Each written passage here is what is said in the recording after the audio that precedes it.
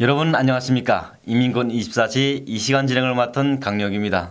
오늘도 전 시간에 이어서 전 북한군 91 훈련소에서 교환수로 활동하던 이은희 씨를 모시고 이야기를 나눠보도록 하겠습니다. 안녕하세요. 안녕하세요. 이온입니다. 네. 참 전 시간에 재미난 이야기 많이 들었고요. 네. 네. 오늘 시간에는 이제 오빠가 네. 과연 어떤 말을 하셨길래 아직까지도 못 오신 거죠? 네, 못 왔어요. 저도 솔직히 탈북할 당시에는 나 북한인이 이래 해서 정치적으로 너무 힘들고 살기가 힘들어서 가야겠다 이런 생각으로 온 건 아니거든요. 저도 전 시간에도 얘기했지만 일본 쪽에도 친척이 있고 중국에 친척이 있다 보니까 저희 엄마가 중국의 친척 전화번호를 알려줘가지고 천을 넣고 넘어오게 됐던 계기고요. 그 당시에는 그냥 정말 그냥 먹고 살기가 힘드니까 예, 제가 군대에서 군방 와서 장사할 줄도 몰라 장사도 못해 아무것도 할 수 있는 재간이 없고 하다 보니까 이제 중국 가면 괜찮게 산다는 소문이 자꾸 돌아서 한번 엄마가 손을 놔서 오게 된 거고 와서 중국에 살다 보니까 너무 자유롭고 정말 좋은 거여서 나 한 3개월만 있다가 다시 가야지 이런 생각할 줄 넘어왔거든요. 근데 3개월인 게 아니고 3년 지나도 가고 싶은 생각이 1도 없더라고요. 그러다 보니까 내가 알던 세상이 난 요만할 줄 알았는데 저는 정말 내가 아는 세상이 최고의 세상인 줄 알았어요, 솔직히. 근데 나와 보니까 너무 좋은 세상이 많고 자유로운 세상이 너무 많다 보니까 바보가 아닌 이상 안 가죠. 그렇죠. 예. 중국에서도 이제 좋았다, 중국도 좋았다고 했잖아요. 네, 네. 근데 우리 이제 대한민국에서 와서 보니까 어때요? 저는 솔직히 그때 중국에 있는 친척분이 오자마자 가라고 그랬어요. 한국 대한민국에? 그때는 교회로 오는 손이 있으니까 가라. 그러니까 나 안 가겠다고. 지금도 좋다고. 굳이 안 가고 그쪽까지 이제 가면 엄마랑 연결도 못 하고 통화랑 못 하면 어떡하겠냐? 안 가겠다 해서 안 간 거예요.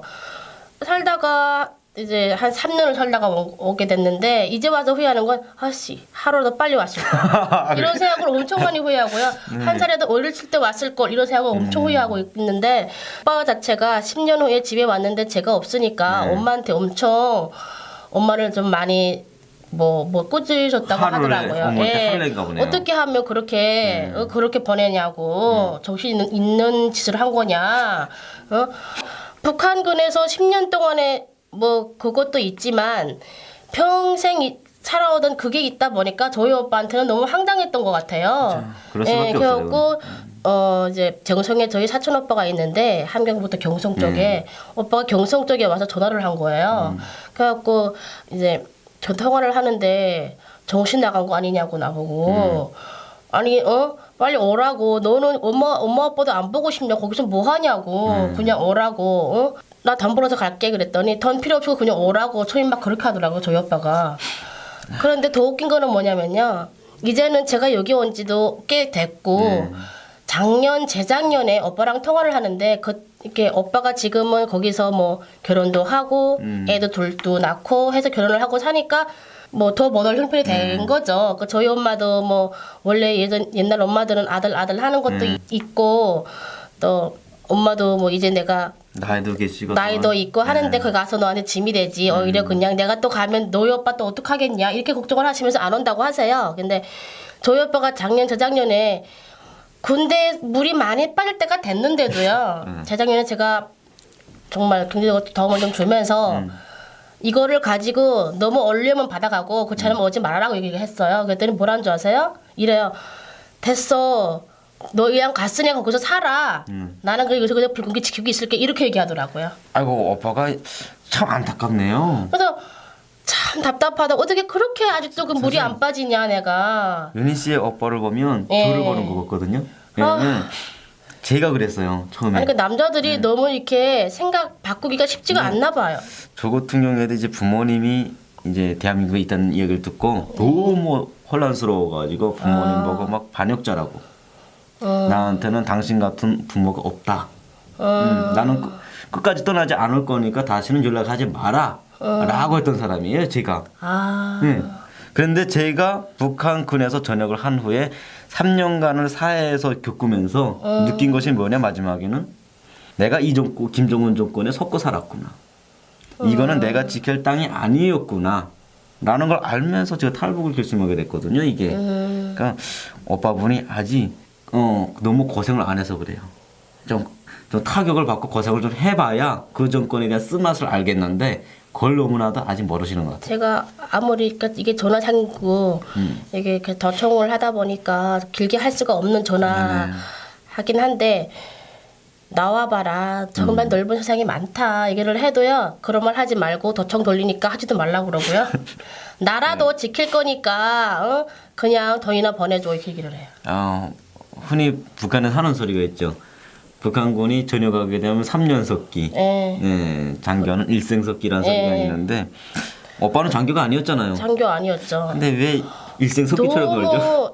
너무 그게 참 세뇌가 무서운 게 아마 이 방송을 보는 시청자분들은 아마 석기라고 하게 되면 잘 모르실 수 있는데 우리 대한민국 국민들은 한국어로 말하면 좀 또라이 기질이 있다라는 소리입니다. 네, 북한군에 나갔다 오게 되면 사회 물정을 너무 모르니까 몰라요. 그런 소리를 듣는 거죠. 그러면 아직까지 그러면 오빠하고 부모님은 그냥 북한에 북에 계세요. 있고 그러니까 유니 씨만 지금 한국에 왔고 하긴 오빠는 10년 유니 씨는 6년을 하셨으니까요. 네. 같은 부대에 있었어도 그렇죠. 같은 부대에 있었어도. 제가 전 시간에 물어본다는 게 사실 깜빡하고 못 물어봤어요. 네, 어떤 걸? 그 전에 그 대렬석이라고 하셨나요? 네네. 네, 그분. 그분에 대해서 여쭤보려고 해도 못 여쭤봤는데 그분이 이제 머슬병에 걸려서 돌아가셨다고 이제 이야기를 하셨잖아요. 그래서 좀 어떤 병이었는지 그리고 사실 서로 뭐 어쨌든 첫사랑인지 뭐 이걸 모르겠지만 뭐 그런 셈이죠. 또 이걸 이야기했다가 남편분한테 또 뭐 그런 건 없어요. 오늘 저녁에 가서 또 사상투쟁이 하는 거 아닌가요? 그런 건 없고요. 그분이 이제 조직부 서기를 하면서 이제 뭐 서류 쓰는 그런 그 북한에서는 군대 갈 때 뭐 한 가지 재간이라도 있으면 쉽게 벌어먹는다는 말이 있잖아요. 그렇죠. 뭐 글을 잘 쓰던가 아니면 악기를 잘 다루던가 뭐 특출난 거 있으면 되게 쉽게 근무 생활을 하잖아요. 근데 그분은 되게 글을 잘 쓰는 편이었나 봐요. 그래서 뭐 조직부 서기를 하고 있었는데 규칙적인 밥을 제대로 먹고 식사를 제대로 해야 병을 안 온다 그러잖아요. 좋은 밥이든 나쁜 밥이든. 원래 뭐 급식도 잘 좋지가 않은데 이제 뭐 무슨 문서 그러니까 문구 같은 걸 작성을 할 때는 밥을 안 먹고 계속 글을 쓰고 야밤에도 글을 쓰고 하더라고요. 제가 교환근무 쓸 때 보니까 새벽 2시에도 전화가 오고 하더라고요. 그거 보면 그 시간까지 일을 했다는 얘기잖아요. 그리고 그분이 체구가 그렇게 크고 막 이렇게 뭐 체격이 있는 편도 아니고 좀 왜소한 편인데 계속 말라가는 느낌이 있었어요. 새벽 2시에 전화가 왔다는 거예요? 새벽 2시쯤에 이렇게 근무 서는 시간을 알면 전화가 와요. 그래서 일도 일이지만 연희 씨가 이제 싶어서 전화하지 않았을까요? 그런 것도 없잖아 있었겠죠. 근데 이렇게 혹시 저녁에도 일한다 하고 저는 사무실에 가서 뭐 글 쓰거나 아니면 뭐 다른 거 했을지는 모르겠지만 제가 근무 서는 시간이나 아니면 근무장 올라가는 거 보면 대부분 알아요. 이제 관심 있는 분들은 그 아저씨들이 근무장 올라가는 길로 올라가면 제가 이제부터 근무 들어가면 몇 시에 나오겠구나 이걸 계산을 하거든요. 그러면 이렇게 전화가 오거나 가끔씩 지나가다가 몇 시에 근무야 이렇게 물어봐요. 그럼 몇 시 근무인데 그럼 이렇게 얘기를 해요. 그러면 이렇게 저도 도움이 돼요. 근무 시간에. 사실 그게 잡통화라고 해서 하지 말라고 하는 건데 솔직히 밤에 전화가 한 통화도 없으면 엄청 졸리거든요. 그러면 정말 교환대 코도 앞에 코를 뭐 계속 절고 앉아 있어요. 교환소들도 교류 생활이다 보니까 너무 피곤한 거죠. 근데 그럴 때 가끔 전화가 오면 반가운 사람이 전화 오면 당연히 기분도 좋고 뭐 이런저런 얘기도 하면서 근무 시간을 때우는 거죠. 그리고 또 그때 당시에는 좋은 감정이 있다 보니까 그분이 전화가 오면 되게 기뻐요. 그래서 그렇게 뭐 전화도 받고 얘기를 하고 하던 과정에 이제 군간 학교를 간다고 그러더라고요. 그래서 원래는 보위 군간 학교를 이렇게 희망을 했나 봐요. 그런데 뭐 두루두루 뭐가 안 됐는지 다시 후반 군간 학교를 간다고 얘기를 하더라고요. 그래서 그러냐. 그래서 후반 군간 학교를 갔죠. 그분이 수전을 받아서 가서 한두 달 있다가 부대에 놀러 왔던 거예요. 놀러 와서 뭐 만나서 이런저런 얘기를 했는데 한 번은 재정과장이 불러요. 그래서 갔더니 지금 자기 조카가 집에 와 있다는 거예요. 그래서 왜 집에 가 있냐 했더니 걔가 몸이 좀 많이 아픈가 봐. 그 얘기를 하더라고요. 그래서 그러냐. 그래서 그 당시는 교환근무를 그만두고 그분 덕에 이제 후방경비를 갔던 거니까 후방경비가 후방부에 이제 후방부 사령관 방에 가면 자동 전화가 있어요. 그냥 이렇게 뜨뜨뜨 누르면 네네. 가는 전화가 있어요. 그래서 그 전화를 몰래 후방부 안에 그 열쇠가 다 있으니까 가져가서 그분네 집이 옛날에 아빠가 5군단 군단장을 했었대요. 그리고 그분의 엄마가 청정치구 교환수를 예전에 했었다고 그러더라고요.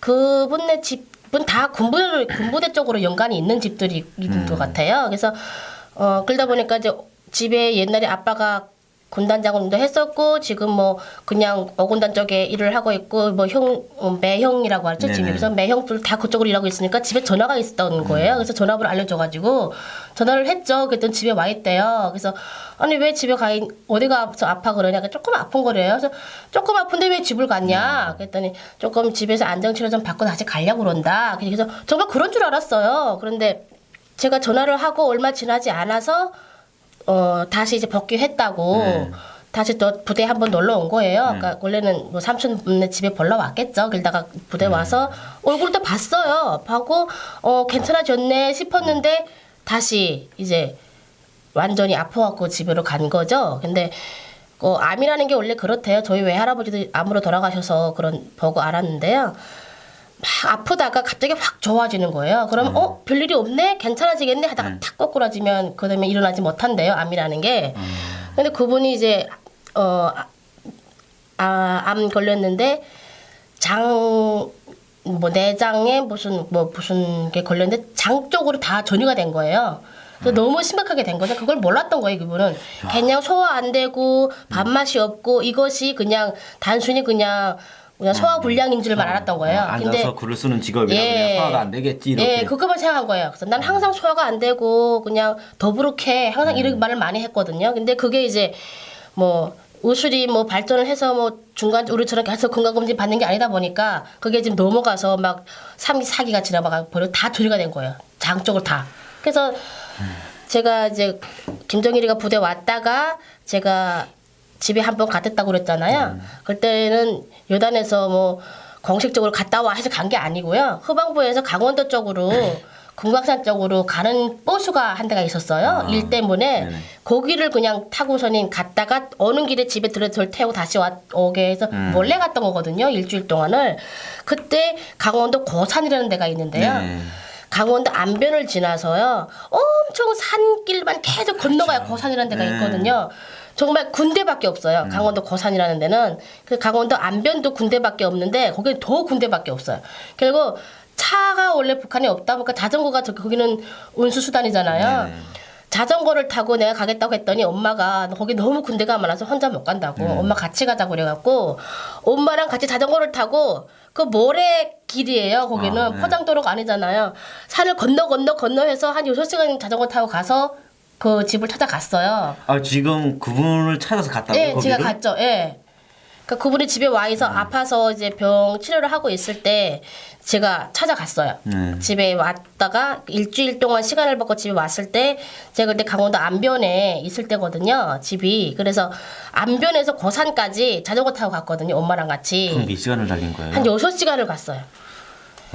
근데 더 빨리 갈 수 있는 길인데 계속 올레막 내리막 올레막 그쵸. 내리막 이래요 길이. 그러다 보니까 또 비포장도로다 보니까 모래길이라 자전거 속도를 못 내요. 그래서 한 6시간을 거쳐서 그러니까 놀라더라고요. 그 집에 부모님들도 놀라고 그분도 놀라고 어떻게 왔냐. 그래서 이렇게 해서 왔는데 자전거장이 집에 있다고 하더라. 그래서 내가 집 주소를 물어봤다. 그래서 찾아왔다가 그랬더니 되게 반가워해 하더라고요. 그래서 한두 시간 같이 얘기하다가 다시 왔는데 그게 마지막이었어요. 그리고 얼굴을 못 봤는데 나중에 자전거장에 저보고 오라고 해서 갔더니 죽었다고. 아니 그때 갔을 때 정말 괜찮았다 그랬더니 그러니까 참 안 된 것 같다고. 예, 그래서 이제 뭐 그냥 죽었다고 얘기를 하더라고요. 예, 좀 마음이 많이 안 좋았죠. 그렇죠. 그분도 그 아픈 속에서도 부대 한 번 뭐 온 것 자체가 아마도 보고 싶은 얼굴들이 있고 그쵸. 예, 또 왔을 거고 또 예. 연혜 씨도 또 역시 배고픈 사람이니까 그 6시간이라는 길을 예. 진짜 강원도 고산 쪽이 얼마나 거부할 길이에요 아, 그게. 너무 길이 안 좋지. 그 혼자서 다니기가 너무 힘든 길이에요 그쪽에는. 예. 제 강원도 이제 쪽으로 많이 가봐서 알거든요 초론 쪽으로. 아, 예, 또 너무 안 좋아. 예, 돌 산밖에 막 없어. 덜이고 그다음에 저희도 이제 자전거 타고 다녔어요. 그 평강 쪽으로 강원도 예, 평강 있죠. 예. 저희 부서대장이 집이 강원도 평강이었어요. 아, 그래서 진짜 멀리 짬탕으로 한 2, 3일씩 예. 자전거 빌려서 사복 입고서는 다니곤 했거든요. 여기다가 경무에 잡혀가지고 강원도에서 난리 났었죠 한번. 그런 일도 있는데 너무 월 안 좋죠. 6시간을 여기는. 달려갔다는 거 자체가 너무 내가 힘들어 할 때 저한테 많이 힘이 되고 도와준 분이다 보니까 예, 그래서 좀 마음이 많이 안 좋고 좀 그랬죠. 예. 그랬었구나. 제가 어떻게 되는지 참 궁금했었어요. 그분이. 예. 그래서 참 이게 그런 말이 맞나 봐요. 이 나무도 걷고 쓸만한 나무부터 베서 가구를 만든다고 그러잖아요. 참 괜찮은 사람은 이렇게 오래 안 사는지 몰라요. 그러면 90일 훈련소에서 이렇게 진짜 멋있는 분 네. 있는가 방면에 네. 혹시 그 여성 부대가 있었으니까 교환수들 예. 있었으니까 막 성희롱하고 뭐 이런 공간들도 뭐 있고 있지 않았나요? 있죠. 이제 저는 그럴 만한 행동이 성희롱인지를 몰랐어요, 솔직히. 저는 한국에 와서 성추행, 성희롱 이런 말을 개념을 알았지. 성폭행 예. 이런 거. 북한에서는 당연히 그런 얘기를 하면 그냥 받아줘야 되고 상급이 얘기를 뭐 아무리 기분 나쁜 얘기를 했어도 그냥 아휴, 그럴 수 있지 하고 받아줘야 되는 건 줄 알았어요. 저는 진짜. 그리고 뭐 전화 통화를 하면서도 가끔씩 막 뭐 육두 문자 써가고 막 욕하시는 분들도 계시지만 또 야한 성희롱을 하시는 분들도 계세요. 그러면 그냥 저 웃으며 넘기지 않으면 그 잘난 농담 단어 못 받아주냐 식으로 족발화장이에요. 예, 그러신 분들 많거든요. 저희 때는 이제 별로 없었는데 저희 전 분대장이 90일 여단 참모장이 밤에 오라고 그래서 갔는데 성추행을 한 거예요. 그러니까 성폭행 정도까지 한 거예요. 그래서 이제 임신을 해가지고 정도가 아니라 성폭행을 했네요. 네, 그냥. 성폭행을 해서 그게 이제 다 소문이 나가지고 그분은 다른 부대로 조정이 됐고 그 교환 분대장 하던 분은 그냥 제대를 했는데 원래 그게 생활제대잖아요. 생활제대는 안 하고 그냥 그 자기는 여단 참모장이 그렇게 성추행을 했으니까 그게 소문 날까봐 그냥 일반 제대를 시킨 거예요. 그러니까 연한을 채우진 않았는데 그냥 일반 생활제대 시키고 그러니까 일반 제대 시키고 이제 참모장은 다른 부로 조정시키고 이런 일이 참모장은 그냥 조정되는 거로 된 거예요. 그냥 처벌도 안 받고. 예.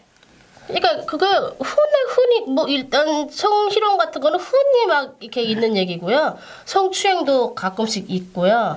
지나가다가 막 이렇게 뭐 다치고 지나가고 스치고 지나가는 거는 그냥 그러려니 하고 지나가는 되게 많아요. 제가 왜 90훈련소에 대해서 물어봤냐면 제가 이제 군관학교에 갔을 때에 되게 큰 사건이 있었어요. 정치위원이라는 사람이 그 정치위원이라는 사람이 정말 장령이거든요. 그 사람이. 그렇죠. 근데 그 사람이 이제 평안남도 은산군에 위치하고 있는 이 김철주 포병군관학교 식당에 있는 분들, 식당에서 일하시는 분들 있잖아요. 네네네. 그런 분들 보게 되면 나이 드신 분들도 많지만 어린 분들도 되게 많아요. 그렇죠, 나이 어린 분, 많죠. 23살, 예. 22살, 뭐 27, 뭐 이런 분들도 시집가기 전에 나이 또래 많은데 대부분의 여자들을 막 성폭행을 한 거예요. 성추행하고. 엄청 많이. 맞아요. 그리고 그 성폭행을 한 여자들한테 옷을 하나씩 사줬어요. 근데 똑같은 색깔의 옷을 사준 거예요. 뭐요? 색깔이 빨간색으로 해서 고대에 있는 옷인데 잠바식인데 똑같은 옷을 사준 거예요. 그러다 보니까 이게 들통이 나기 있어서 눈통성 없다 진짜. 자기 딴에는 무슨 자기가 자기 뭐 그런 여자도 표시하는 식으로 한 것 같아요. 완전 이게 또라이 기질인 거예요. 정말 약간 이거는 사이코패스가 있는 거죠. 이거는. 그래서 그게 들통이라면서 완전히 학교 파문이 일었거든요. 그래서 저희들 생각에는 저 새끼들이 이제 총살당하던가 뭐 정치범에 가다 큰일 났다 했는데 웃긴 게 뭐냐면요. 한 등급 그냥 차감을 해가지고 교육단위가 아니라 다른 부대로 조정만 시켰어요. 그때 근데 그게 그 사람을 처벌을 못한 이유가 한 가지 또 뭐였냐면 김종일이가 와서 그 사람과 만난 사람이에요. 그 사람 자체가. 1호 접견자. 네. 그러다 보니까 이 김종일이가 이제 뭐 군관학교 와서 이제 좀 교장하고 뭐 정치원을 만날 거잖아요. 네. 따로. 예. 그런 사람들이니까 그 사람들 문제의식 많이 해봤자 김정일이나 김정은의 얼굴에 똥칠하는 격이 그쵸. 예. 칠하는 격이 되잖아요. 그러니까 그냥 조용히 처리해버리더라고요. 맞아요. 이런 일들이 너무 많아가지고 제가 91 훈련소에도 그런 일이 있는지 있죠. 예. 해서 많아요. 여쭤본 거고요. 사소하게 되게 많죠. 예. 그래도 말하려면 뭐. 우리 이현희 씨는 그런 좋은 분을 만나가지고 다행히 예. 그래서 이제는 또 대한민국까지 오셨고 맞아. 대한민국에 와서 보니까 생활이 어떻습니까? 북한의 삶과 대한민국의 삶. 북한은 내가 노력한 것만큼의 결과를 얻기가 너무 힘들잖아요. 근데 여기는 내가 노력하는 것만큼의 결과도 있고 성과도 있고 또 내가 한 일에 대한 자부심도 가질 수가 있는 일을 능히 수가 있고요. 제일 좋았던 거는 북한은 토대라는 걸 자꾸 보니까 내가 잘해도 하나도 쓸모없는 거예요. 내 부모 내가 잘못하면 쭉 잘못하는 거예요, 그냥. 근데 여기 와서는 나 혼자만 잘해도 가끔씩 뭐 어디 뭐 TV랑 뉴스랑 봐도 아빠 엄마가 무슨 죄를 졌어도 나만 잘하면 그냥 인정을 해주는 그 부분이 너무 좋은 것 같아요. 사실 이 방송을 네. 우리 대한민국 국민들도 보겠지만 네. 북한의 분들도 봐요. 네. 이 방송. 네. 그러면 지금 뭐 이제 91 훈련소 군인들도 물론 볼 수 있겠지만 예. 저는 어느 시간에 91 훈련소 군인들뿐만이 아니라 지금 아직까지도 북한인 오빠 여기 한마디 하고 싶다. 제발 좀 지금 설득이 안 돼도 내 말만 듣고 와줬으면 좋겠어요. 하루 아침에 내가 하는 말이 다 설득이 돼서 올 수가 있다는 거는 쉽지운 일이 아니지만 그냥 나만 믿고 따라와줬으면 좋겠어요. 그리고 뭐 혼자가 아니고 가족이 있다 보니까 많이 이제 고민도 많이 하는 것 같은데 그냥 한 발을 내딛는 게 힘들지 이제 걷다 보면 이제 그게 힘든 게 아니니까 좀 쉽게 결정을 하고 그냥 간단하게 생각하고 넘어왔으면 좋겠어요. 많은 생각하지 말고 용기를 좀 내서 왔으면 좋겠어요. 네. 아마 우리 요니 씨의 간절한 이 서원 북한에는 많은 사람들이 볼 겁니다. 그리고 만약 요니 씨 오빠가 본다면 이렇게 대한민국에서 행복한 삶을 살면서 가족이 그리워하는 그 마음 이해해 주시라고 보면서 하루빨리 대한민국에 와서 많은 탈북민들이 그리고 이게 행복한 삶을 살았으면 좋겠고요. 네. 북한에서 더는 고생하지 말고 저는 그냥 매번 하는 소리인데 그 10년이라는 세월을 왜 하는지 김정일이 하나 부대 오는 것 때문에 3년 동안 그냥 삽과 곡괭이를 가지고 두들기고 땅을 두들기고 이런 일을 왜 하는지 저희들이 이야기를 했으니까 이제는 결단은 여러분들에게 있다고 생각을 하면서 오늘 방송은 여기서 마무리하겠습니다. 감사합니다. 수고하셨습니다.